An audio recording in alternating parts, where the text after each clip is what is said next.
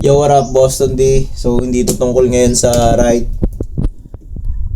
Laba day ngayon, laba.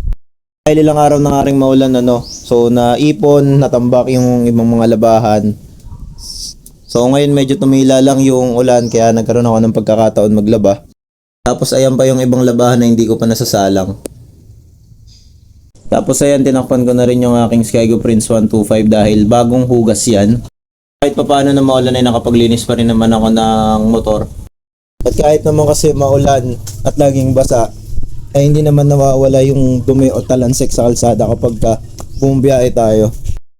At kaya naman dahil tapos na ako sa aking motor, yung labahan naman ng mga isinunod ko. At eto nga, nakaready na yung pambanlaw ko. Wala muna akong ride, gawaing bahay muna.